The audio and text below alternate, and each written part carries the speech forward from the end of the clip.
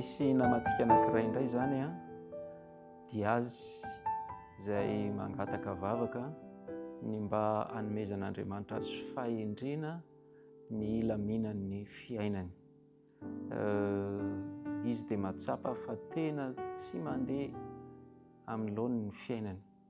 Anisan'izany ny trosa sy ireo toe-javatra maro samihafa izay mampisafotofoty ny fiainany ary maniry izy raha mba hoentina mivavaka. Dia ndao hivavaka ho azy sy mba ho asehon'Andriamanitra aminy izay tokony ataony indrindra ary mba ho avelan'Andriamanitra ny helony ny amin'izay tsy mety ka nahatonga ny fiainany ho amin'izao toe-javatra iainana izao. Hivavaka isika tompoko. Andriamanitra o Rainay any an-danitra, Rainay ianao dia asehonay, loharanay eo anatrehanao ny ao am-ponay rehetra.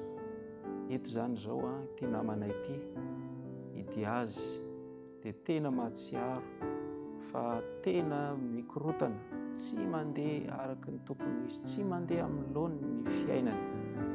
Maro ireo zavatra izay efa tena niala tanteraka amin'izay tokony ho fizotran'ny fiainana miaraka aminao.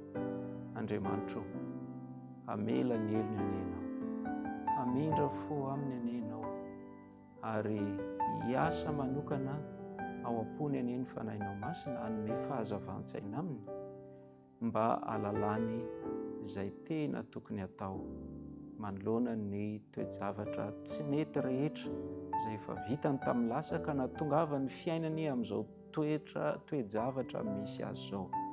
Andriamanitra, amin'izao fotoana izao indrindra dia iriko raha mba hibitsika manokana ao am-pony ianao dia mba hitady anao amin'ny fony rehetra ny izy ary andohalika hanetry tena eo anatrehanao ary ianao kosa ny hanatanteraka ilay teny fikasana hoe hitady ahy ianareo dia ho hitanareo raha katsahinareo amin'ny fonareo rehetra.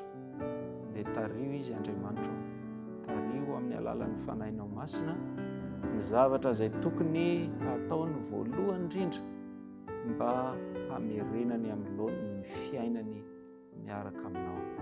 Ingany mba ho hainy hametraka anao eo amin'ny toerana maha-Andriamanitra anao, Andriamanitra izao rehetra izao ary ho Andriamanitra ny fiainany.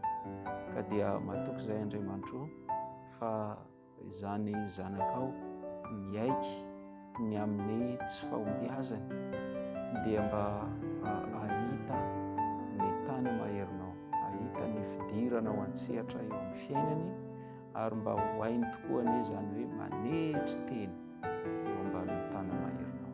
Mivavaka dia tononona isangatanay amin'ny anaran'i Kristy.